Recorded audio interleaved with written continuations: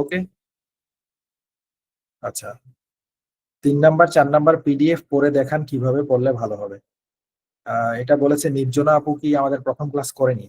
তাহলে আগামী ক্লাস রাত 9:30টায়, আগামীকাল বৃহস্পতিবার, সেখানে পিডিএফ এর ব্যাপারগুলো আবারও আসবে, 5 লেন্স স্ট্র্যাটেজি আসবে।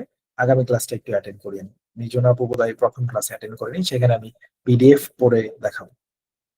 ওকে, ফ্রেজ কেমনে ধরবেন? ওকে, মালয়েশিয়া থেকে কে আছে? আমাদের Jamil, very good. PDF one কিভাবে পড়বেন সব কালকের ক্লাসে দেখাবো। যারা প্রথম ক্লাস মিস করেছেন, পিডিএফ ওয়ান হলো বানানোর জন্য, শুধু মুখস্থ করেন তাইলেই হবে। আশা করি ক্লিয়ার। এখানে যেটা করবেন, ফ্রেজ ধরা নিয়ে আমাদের একটু স্টুডেন্টশিপের ব্যাপার আছে, সেটা গত ক্লাসেও বলেছি, এটা মানতেই হবে। এখানে একটু স্টুডেন্টশিপের ব্যাপার পড়ে, কেউ কেউ বুঝতে পারে কোনটা নাউন ফ্রেজ কোনটা অ্যাডজেক্টিভ ফ্রেজ। একটুখানি গ্রামাটিক্যালি সাউন্ড হতে হয়। এখন ওই গ্রামাটিক্যালি সাউন্ড হওয়ার জন্য অনেক গ্রামার শিখে আসতে হবে, এটার জন্য ব্যাপারটা এরকম না। আপনি অডিওর ভিতর থেকে ধরতে পারলেই হবে। এইখানে লেখা আছে এমন কিছু বললেই হবে। হয়তো সেটা পারফেক্টলি মূল থিমটা প্রেজেন্টেড হবে না, কিন্তু আপনি নাম্বার যে একেবারে অনেক কম পাবেন ব্যাপারটা এরকম না। পরীক্ষার হলে আপনি অডিওর ভিতর থেকে যাই লিখবেন সবই সই। তবে আসলে এখানে নাউন ফ্রেজ গুলা একটু ধরতে পারলে বেশ ভালো। যদি সেটা কেউ না বুঝতে পারেন, অন্যদেরকে একটু ফলো করেন, বা যারা গ্রুপ স্টাডি করেন সেখানে কেউ যদি ভালো করে তার ফ্রেজ গুলা দেখে। আর বলেছি হোমওয়ার্ক জমা দিলে আপনারা খাতার ছবিটা সহ দেবেন। তো কেউ যখন খাতার ছবি দিবে, সিম্পলি তার খাতাটা আপনি দেখবেন। যদি দেখেন ওই খাতার মধ্যে ফ্রেজের সাইজ গুলো বড় হয়েছে, আপনি তারটাই কপি করেন। বড় ফ্রেজ ধরলে বাক্যের মূল থিম আসবেই, কারণ একটা বাক্যে আর কি থাকে। বড় ফ্রেজ লিখে ফেললে তার ভিতরে অনেক কিছুই চলে আসবে। যেমন এখানে আসছে কি, I have been super busy with my role as an orientation leader at the university. আমি ভার্সিটিতে খুব ব্যস্ত। এখানে অপু বলতেছে ভাই আমি ভার্সিটিতে খুব ব্যস্ত, আমি ওরিয়েন্টেশনের লিডার হিসেবে ভার্সিটিতে কাজ করতেছি। তাহলে এইখানে আপনার ফ্রেজটা মূল মূল ফ্রেজটা হচ্ছে as an organization leader at university. সে ইউনিভার্সিটির ওরিয়েন্টেশনের লিডার। এখানে যদি আপনি এইটুকু ধরেন, an orientation leader at the university, এটা হলো তার মূল ফ্রেজ। এখন এত বড় কেউ লিখলে সেখানে তো ফ্রেজ এমনি কভার হবে। এখন যদি আপনি বলেন আমি ওটা ধরতে পারি না, আমি ধরছি I have been super busy, তাতে কি হবে না? হবে তো, এটাও তো অডিওতে ছিল। এখানে যে স্টুডেন্ট ওয়ান আসলে সুপার বিজি ছিল, এই কথাও তো সত্য, এটাও তো কন্টেন্টের মধ্যে পড়ে। কিন্তু এটার থেকে বেটার হচ্ছে সে আসলে কেন বিজি, কারণ সে ওরিয়েন্টেশনের লিডার হিসেবে দায়িত্ব পালন করছে, তাই ওটা আসলে এটার তুলনায় একটু বেশি ভালো হয়। কিন্তু সবসময় যে এত ভালো ধরতে হবে, ধরতেই পারবেন ওটা আমিও আশা করি না, আপনারও দরকার নেই। অডিওর ভিতর থেকে ভাই আপনি ধরলেই হবে, শুধু টার্গেট লাগবেন যত লম্বা করে ধরা যায়।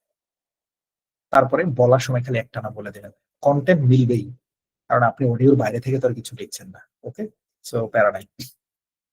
পিডিএফ ওয়ান মুখস্থ করবেন, গুড।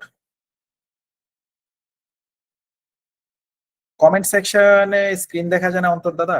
কমেন্ট তো স্ক্রিনে উঠে না। কমেন্ট তো একটু লাগবে দাদা, একটু কষ্ট করে কমেন্ট না করলে আমি তো প্রশ্নের উত্তরগুলো পাবো না, এটা একটা মুশকিল। কমেন্ট সেকশন বন্ধ করে দিলে তো দাদা মহা মুশকিলে পড়বেন। কমেন্ট কিন্তু স্ক্রিনে উঠে না। আর হুদা মেসেজ কেউ দিয়েন না, ওকে? অন্তর দাদার কথা হচ্ছে হুদা মেসেজ কেউ দিয়েন না, ক্লাসের ফাঁকে ফাঁকে উল্টাপাল্টা মেসেজ না দেওয়াই ভালো। আচ্ছা, সোমবারে এক্সাম হবে আপনাদের? হ্যাঁ, সোমবারে এক্সাম হবে। তারপরে আরেকজন ধমক দিছে, এই মিয়া হুদাই মেসেজ ভাই, ভাই ক্লাসের বাইরে লাইগা যান তোর এক মাঠে দুজন মিলান। আচ্ছা, আচ্ছা, মকটা দেন গ্রুপে, ঠিক আছে দিয়ে দিব আপনার কাছে। আচ্ছা, ঝগড়া লাগছে, এই ঝগড়া করেন না।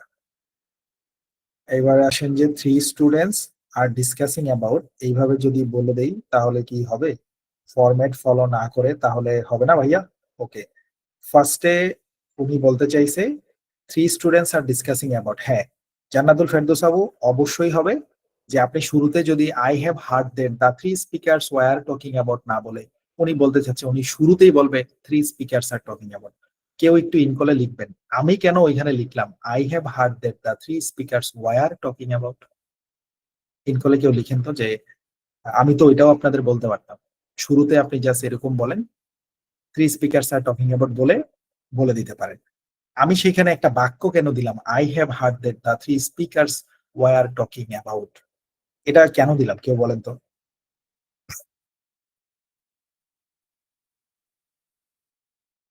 না না, ওটা না, ওটা না, বুঝতে পারেননি এখনো।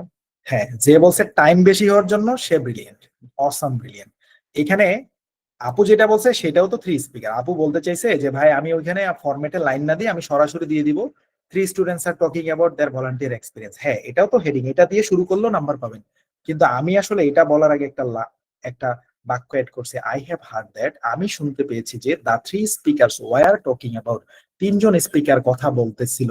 তার মানে আপনি যে একটা পারফেক্ট টেন্সের একটা গ্রামার পারেন এটাও শো করতে পারলেন। আর পিয়ারসন আবার গ্রামার উপরে এক্সট্রা বোনাস নাম্বার দেয়।